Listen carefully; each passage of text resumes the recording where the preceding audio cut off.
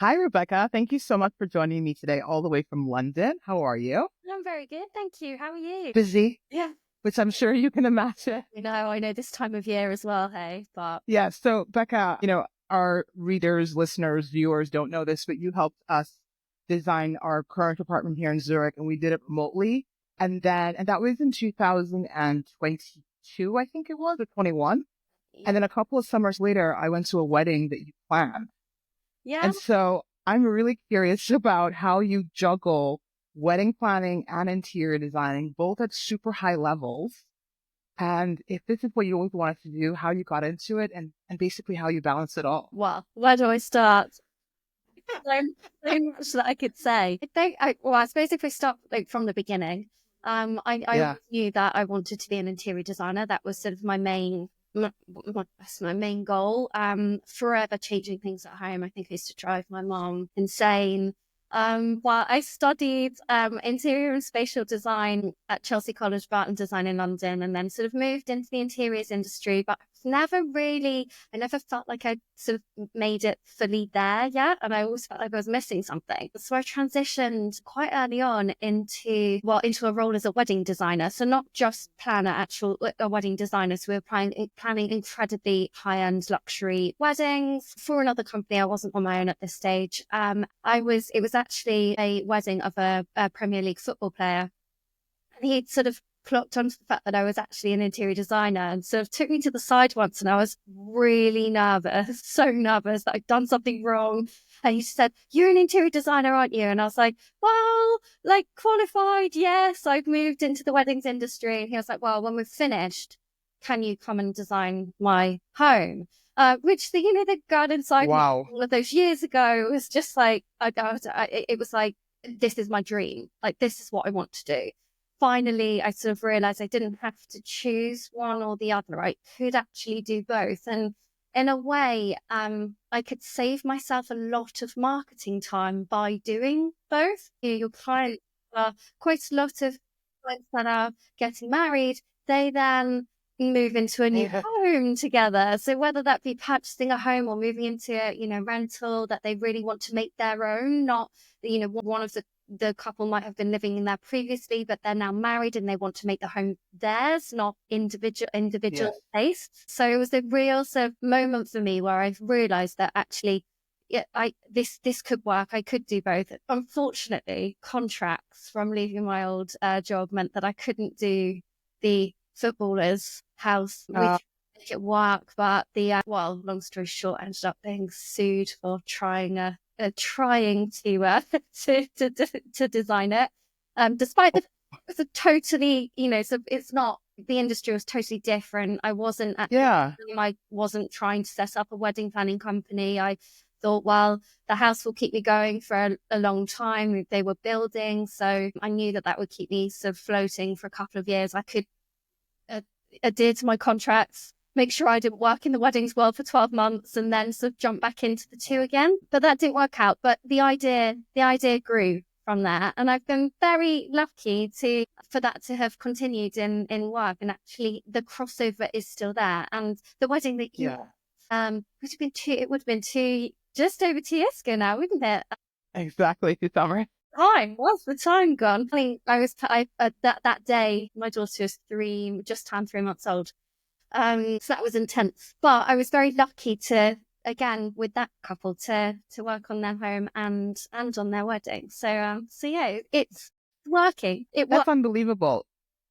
So just to understand, like, practically. So as you were working for this as a wedding designer, so that means you were doing, like, for example, the setup of the wedding, like what it should look like, and really the aesthetic details behind the look of the wedding. Yeah, I think that's where I say that, like, I'm not your generic wedding planner, and I am quite fussy, for want of a better word, with the Yeah. weddings that I would actually take on. It does need Hmm. to have quite a creative design element to it for me to need to be involved, Be really. I interested. think our Fair enough.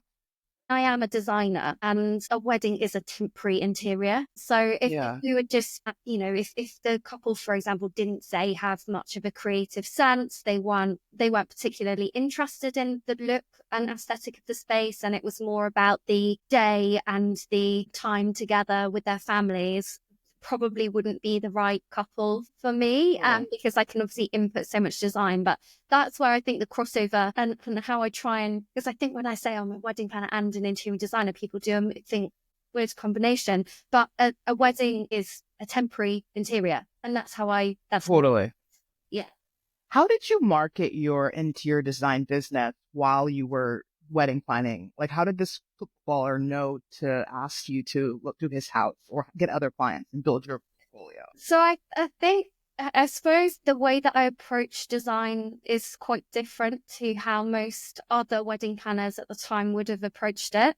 So it was just this, I was very spatial in the way that I was speaking to them. So when we were sort of setting up the table, I'm not thinking about it necessarily from a wedding's point of view. I'm thinking about it more as you would do at home, and where are their Yeah. guests going to be, and how are they moving through the space, and how are they journeying from one side of the room to the next, and what might they pass on the way, just in the same way that we would do at home. And I think it was just those questions. And because at the time I was in a team of, we were a team working on it. It wasn't my own business. I think they sort of realized, they were like, hang on a minute, you're asking questions that we never would have expected to have been asked. And I think that's where it was that, you can tell, I think, when I am designing any wedding, I do look at it with a little bit more of an interiors outlook, or a spatial outlook, Yeah. I should say, maybe not interiors. So I think that's where it sort of, they were a little bit like, this, you seem in the best possible way, you seem a bit different from everyone else that's on the team, and why, and what did you do? What did you do before you came here? So Yeah. that's where the question came about. That's brilliant. So the work spoke for itself. And then just through conversations, it became clear that you had even more services to offer. Yeah, and I'm a very big believer in you get what you put into something. So Yes. I am actually, like, weirdly quite, sort of, I suppose, like, not shy, not, it's probably not the right word, but I am quite a timid character, and I want to make sure that Hmm. I'm doing everything right by everybody and I don't offend anyone. But when it comes to work, I have seemed to find this sort of different confidence where I will walk up to somebody and say, hey, this is what I do. Like, can I help you? Wow. So I think I don't know whether this is, I don't know whether you have felt the same becoming a mum, but I think I've lost a little bit of that confidence since becoming a Hmm. mum. And I don't know whether that's just because I've now got the responsibility of somebody else. I'm not only focusing on my own responsibilities. But yeah, back then, when he was sort of asking me the question, I didn't run a business. I was young. I didn't understand how you would even begin to start a business. But I think it's just like, yes, of course I can do that. And I've done this, and I've I worked this, love it. and I've done, and I would just say everything that I had done. There was no trying to make it seem better than it was, because at that point in Yeah, time I didn't have anything really to lose. So it was just this, exactly. The stakes felt lower. yeah, and just went for it. And I think I've done that my whole career, in that one of my largest clients, who I am still working with 10 years later, I met in Westfield Shopping Centre. I offered to carry Wow. her to the And car. then you just started chatting. I Love chatted, this. yeah, because I knew she was talking. I was styling. It's not quite as random as it sounds, but I was styling Kelly Hoppen. Are you familiar with Kelly Hoppen? She's quite a large in the interior as well. She's quite a large interior designer. She's famous for Yeah. East meets West design. She was a dragon on Dragon's Den at one point. She invests in quite a lot of business. And she was my idol when I was younger. I think for my 16th birthday, I asked for I was very lucky, 16-year-old, but I asked for an interior design course with Kelly Hoppen. And that, Wow. and that's what I was gifted. This is where I always knew I wanted to be an interior designer, but I was styling. It came back around, and she had a job available to style her .com stores that she just launched. So I was styling the one that they got in Westfield. So I was on the edges, not really meant to be communicating with the clients, but I heard one of their customers just talking and just thought, okay, I think I know what you're doing, and I know that you need a little bit more help. And so just sort of said, I'll carry your bags to the car with you, and just chatted the whole way. We got talking. I just said, look, I'm an interior designer. I want to start my own business and run full time. I want my own studio. I was working with Kelly on a business plan to take her .com into people's houses, so to provide a virtual service, but it was a little bit complicated with the fact that her name was on everything and that people might be expecting her and not somebody underneath her like me. And so I said to this client, this is what I want to do. I want to do full time. She said, well, give me your number and I'm working on a project at the minute and I'll get in touch and we'll see if we can work together. And she did. And 10 years later, we've just finished one of her properties in France. I say just, I had a delivery arrive for it this morning. It's not quite finished. And I've worked on, I think it must be five, I think, projects with her over the last 10-year period, just from talking to somebody and deciding to be brave in build. Amazing. And it's a lesson for me as somebody who's growing a business that for such a long time, it was really hard for me to talk about it. I don't know why, but over the years, I completely agree with you. Through every conversation, through every time that you're talking about what you're doing, whether you're selling yourself or not, you unlock so much opportunity. Yeah, I actually feel sometimes that when you're not trying to win business is when you actually do, because you just become a little bit more yourself.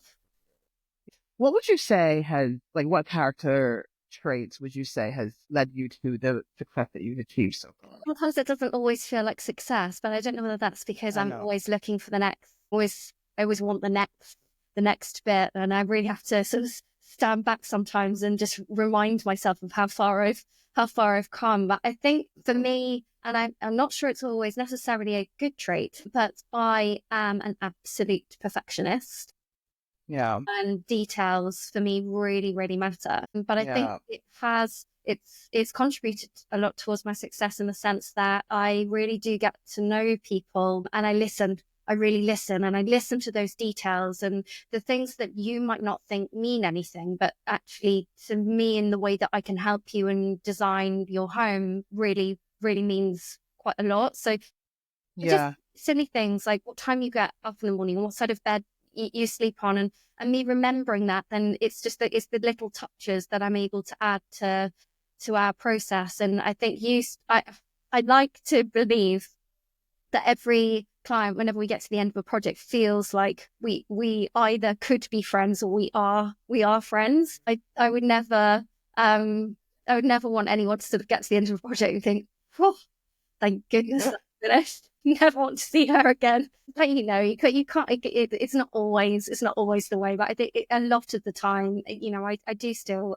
speak to clients. I still keep in touch with them, and I think that it's the details focus and the perfectionist side of things. And everything needs to be, sort of spot on and not wrong and not late and not not late. Not late. Yeah, that's such a big thing, isn't it? A lot of vendors struggle with that. A lot of business owners. And there's a lot that is out of our control, particularly in the interiors world, in a post-COVID and post-Brexit world, that we still are hearing excuses of shipping containers aren't here, and the lead time's extended now from 8 weeks to 16 weeks, and then that impacts everybody, not just me. But I am the communicator with the and at the end of the day, if something goes wrong, I have to tell them, and I don't ever want it to seem as though it's because I haven't done something. So I'd always go above and beyond with the chasing of sort of every point and stage to make sure that doesn't happen as best it can. In both of your fields, you must, especially at the level that you operate, you must work with the most discerning, and I don't want to use the word difficult, I would say particular of clients who are probably used to excellence and the best and everything on their terms. Mm-hmm. How do you navigate that? And what kind of advice would you give to anybody who's there and working in a field like that? I think, and especially wedding planning, which is wedding anything wedding related is so emotional.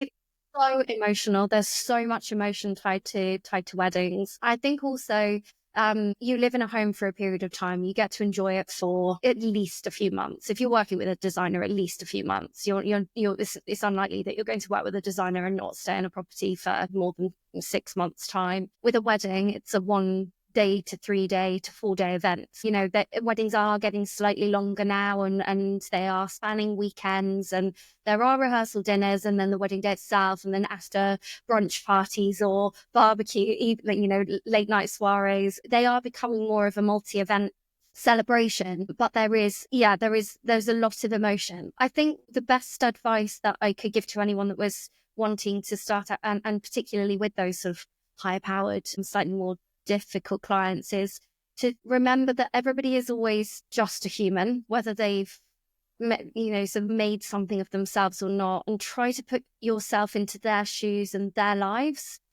just periodically throughout the planning process.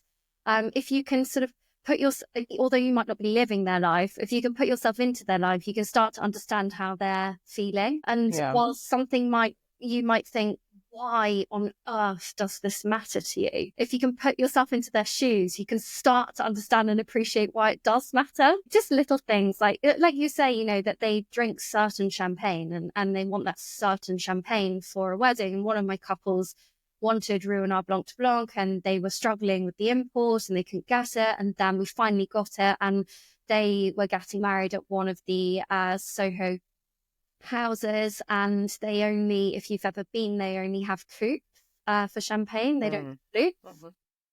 And the groom just did not like coupes. He didn't want them. So we must have tested about 25 champagne flute options, very specific. Understandably, when you are in that world and you drink champagne all the time, and you've made an effort to get your favorite champagne imported, and you've also made the decision to pay for the corkage fees on all of those bottles from Soho House, you do then want to drink it out of a vessel that you actually How you want to drink. And when you actually take it back and you think, well, I'd be the same, but just maybe on slightly lesser level. So then you can sort of understand. And that's when we finally selected, and then we had the delivery arrive in the morning of the wedding. Wedding thankfully wasn't until later on in the afternoon, and they'd sent plastic champagne flutes. So I was like on the phone. On the morning, you discovered this the morning of the wedding? On the phone to the company. They'd come in late from a wedding. They'd sent out the wrong truck. And they said that they could get them to us, but they would be completely dirty. And I was like, that's fine. They're coming from London. It was a 2.5-hour drive. I was just like, just get them in the van. Just get them here. And I remember, you've seen me working on a wedding. I'm sure you've seen the pace at which I move around a room. But I'm running down the driveway towards Babington House with these 2 flutes, because that's all that mattered at this stage. All that mattered is that I had one for him and one for his bride. Just 2 of them, shoved them into the kitchen, washing them myself, putting them into the steamer for a quick steam, getting them out, champagne in, and they, just as they walked out of the chapel down the aisle, these 2 flutes sort of went onto the tray and the champagne was served to him. And then we managed to get the truck then down to the kitchen and get all of the flutes in and all washed. So they were coming out sort of tray by tray. They were fresh out of the wash, and he never knew, unless he watches this, and then he will know. I don't know how you do it. Really intense. So how do you manage, who helps you? Like, how do you actually do your job? Like, do you freelance? Do you have a team? Which I imagine would be even a bigger expense and more, it's just a lot. Sounds like a lot. Yeah, so I've got my standard. I have an accountant, I have a VAT assistant. I also have a permanent freelancer.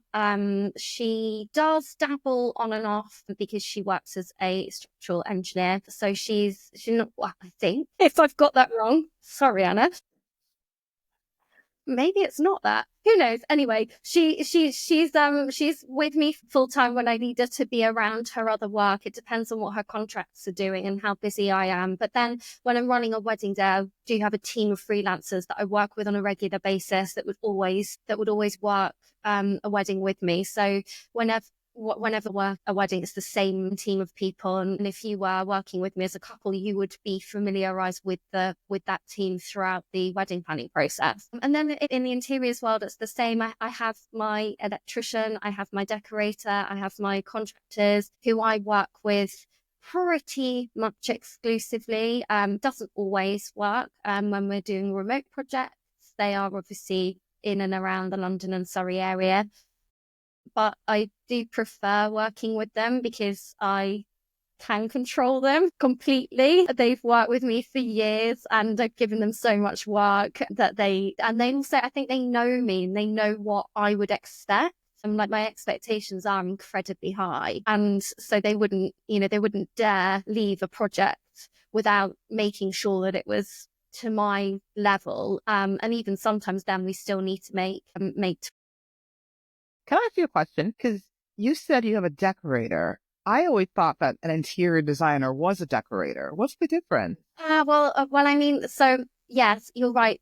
It physically does the work. So physically paints. Okay, like does the install Physically and the install. Yeah.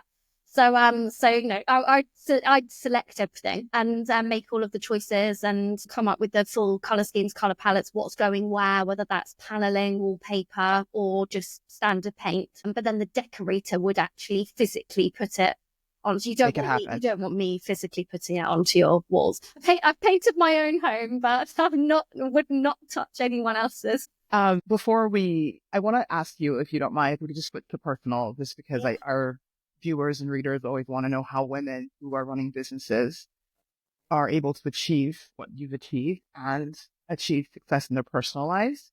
So you mentioned already that you have a child who's 2.5, I believe you said. 2.5, yeah. Yes. How do you, and I hate the question of balance because work-life balance is such a cliche, but how do you do it? I mean, you are working on global events, global homes, time zones are crazy, managing a lot of vendors and people, and then you have a husband and a child. Yeah, it's well, you'll know, it's tough. It's really tough. And I think sometimes it weirdly sometimes makes me feel really emotional. So I'll try to not cry. No, please do if you want.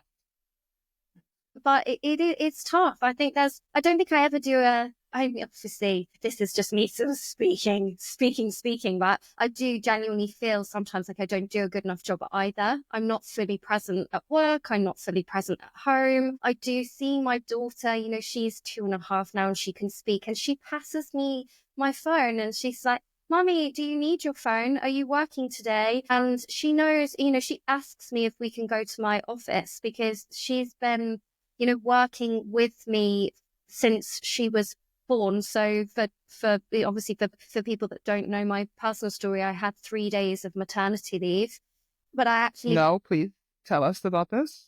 I know I had she came 3 weeks early. I was at a meeting for the wedding that I saw you at in the day in Wandsworth. We were choosing we weren't choosing anything. We were just sort of finalizing last stages, and it was the last meeting that I had scheduled in the diary. I was actually in Dalesford the day before with the same couple meeting with the florist to finalize the details, and it was the last meeting that I had in my diary. So I was always planning on working after that period of time, but the last actual sort of out of the house, out of the office meeting, I had to sit down, and the bride, she said to me, she was like, "Are you okay? You never sit down."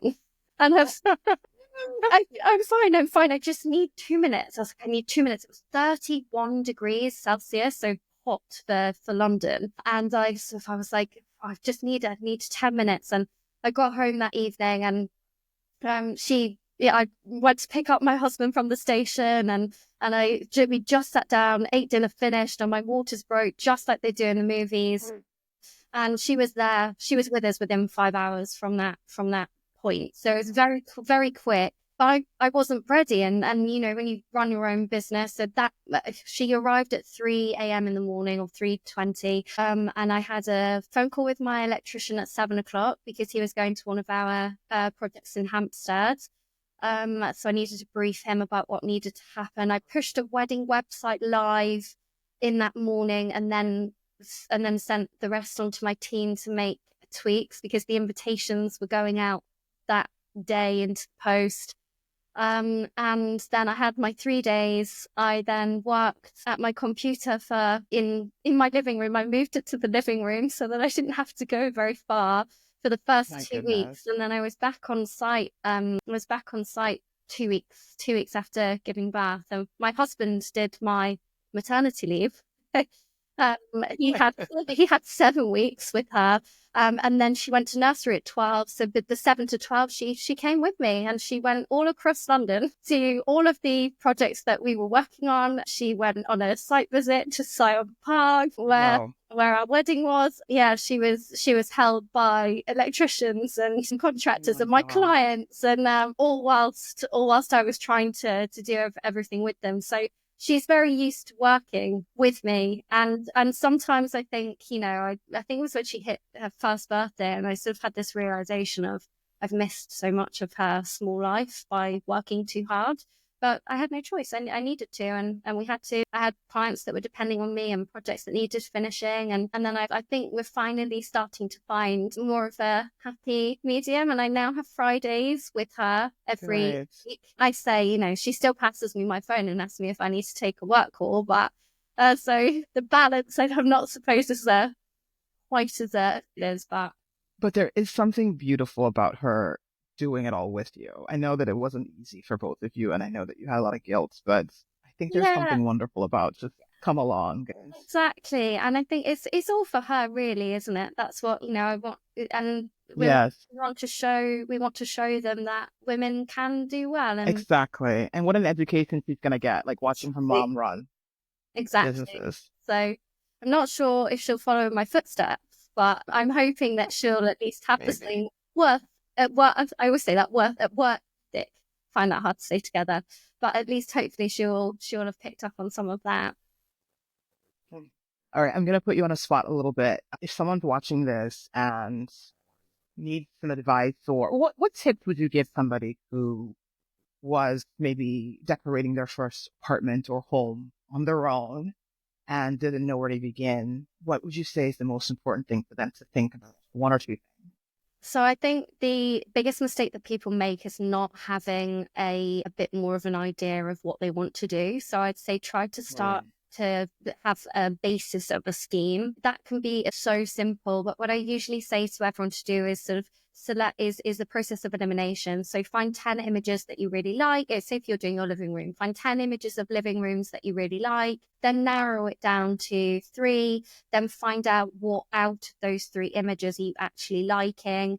You'll probably find that those 3 images have a similar color palette throughout them. So what is the color that's translating to the 3 images, and just write those things down. I think that's a really good place to start with anyone that's feeling overwhelmed. So I think people are very sort of quick to say, "Oh, don't look at Pinterest, don't look at Instagram. You can never afford or create those homes." But Mm. it's right to an extent that we're bombarded sometimes with new trends and new interior must-haves to follow. But I'd say start with that simple process of an elimination. I'd probably end up with 50 images to start with. So take it from 50 down to 25, 25 down to 10, 10 down to 3, and see what it is that you like. So I think that's always the first place to start if you're not. If somebody can only maybe afford one splurge on their home, like what would you suggest it be? No, No, that's really tough. it's such a good question. I think, I know. I mean, it depends on how high the splurge is, but I think if you're in a home that you're going to stay in, I think bespoke cabinetry or some Mm. element of built-in cabinetry is definitely a place to splurge. Because I think with the right cabinetry, the right storage, it can really transform a space. But of course, that wouldn't apply to a rental. All right. I think if you're Yeah. in a rental, I'd probably splurge on the largest item of furniture that was going to be within the room to create the most impact. Because if you've not got much of a budget and you've got, sort of just quite a large open plan room with nothing in it, if you splurge on the largest item, say like a U-shaped a sofa or an L-shaped sofa or sectional, that's going to immediately create this really big impact. Whereas if you were to splurge Yeah. table lamp, it could get lost in and around everything else. So I'd say something like that. Or if you're an art collector, that's quite a nice place to sometimes put in oversized art. Again, it Great creates answers. really big impact. So, I mean, I Those think, are really great answers. Yeah, I know it's a hard question because there's so much to think about when you do a home, but I love that. It's true. The biggest piece that is going to sort of draw all the attention to the space. And I was going to ask you about art. So you do think that art would be a good investment if a person has to make a choice? yeah, I think good investment in that. I mean, of course, as an interior designer, I'm not an art collector personally.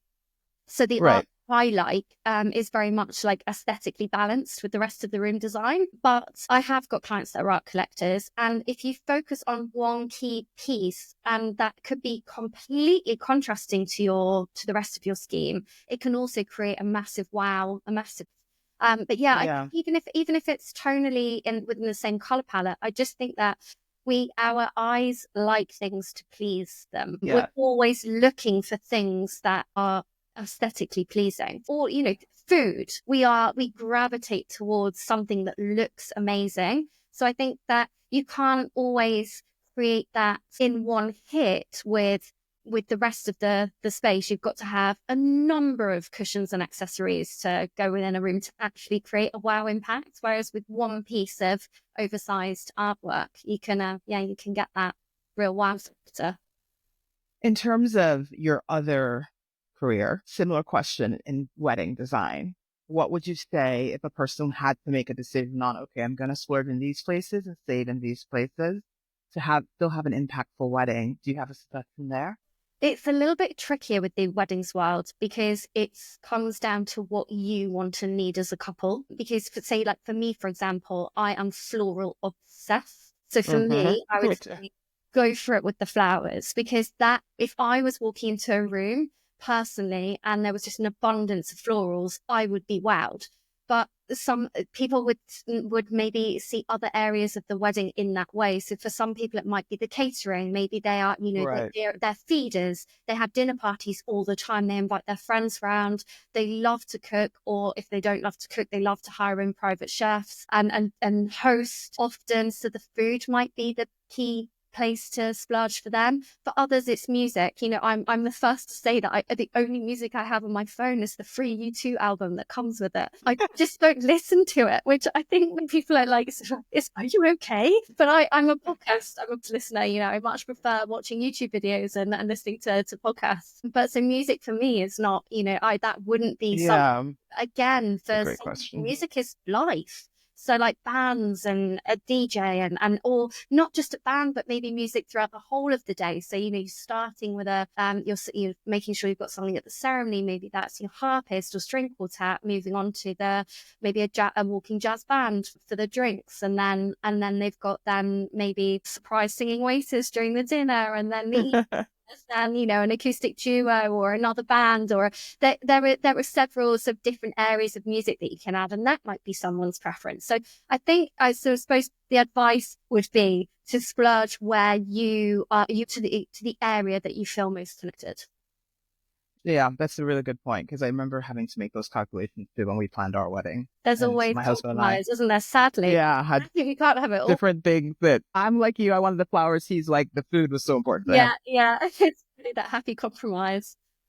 Yeah. So what's next for you? You talked a little bit about how your definition of success keeps changing, and it's the question I ask every woman that I interview is like, what does the success look like to you? How do you define it? And perhaps yours continues to evolve, and maybe what does it look like now? I think really it would just be to be doing what I'm doing now on a larger scale. So, I mean, it's always been a little bit of a dream of mine to grow a team, but still keeping it intimate and small because I do still want to have an element of control because I think that Mhm. it's the attention to detail that really makes it what it is. I've always, sort of thought that one day I would have like a studio that was on a high street in the middle of Surrey that had, like a room set up on the ground floor, but then everything that was in it would be able to be purchased as well whilst you were there. But clients would come and we'd have the same on a floor for weddings. And that's sort of always been like, I don't know whether it's ever a dream that I can make into a reality, but I think it's the little steps to get there. So my goal right now has been to grow my Instagram following. And so I'm working on doing that because I sort of think, well, I'm never going to be able to reach my end goal if I haven't sort of got a higher online Audience, yeah. presence and audience. Exactly. Right. And so I've got all of these sort of level goals in between. But I suppose that would be I would love to, because at the minute I will only take on one wedding per year. Mm. It's as much as we can manage alongside all of the interior design projects that we have to give the couples the attention that it truly deserves. There is no room for error with a wedding. All right. Is the deadline. It's happening whether you're ready or not. So you have to be ready. Right. Whereas Yes. there is a little bit more flexibility with the interiors world. So I can take on a lot more jobs and I can push things. I would never make clients aware that their work was being moved around for something else to take priority. And that's something that I really pride myself in, that I do like to think that all of my clients think that they are the only client that I'm working with. That's the energy that I want to give across. But I would like to be able to get to a stage where we can take on more than just one wedding in a year because we've grown the team slightly. So I suppose that would be my end goal, and I'll make it happen some way. Oh, you will. I believe you because I've told you already. I've already watched your online presence grow tremendously and worked with you personally and seen your weddings, and I'm happy to introduce you and your work to more women because I think that you're pretty incredible and really easy to get along with, as you said. So thank you so much for speaking with me today and sharing your business. How can we find you? I am on Instagram at House of Three London, and my website is www.houseof3.co.uk. I tend to just stick to the two, with socials. I'm just on the one platform rather than sort of going, sort of going on all of them. But hopefully, something that might change. But yeah, that's where I am. And thank you so much for having me. I've really enjoyed chatting to you. No, it was such a pleasure, and I'll keep a lookout for more and more of your work because it's really fun to follow you, and you have great taste. So thank you for today. Thank you. And say hello to your daughter. Thank you, and to your beautiful twins too. I will. I have to go get them. Yeah, I know. That's grace, isn't it? I know. Yes, indeed. Okay, well, thank you. I'll talk to you soon.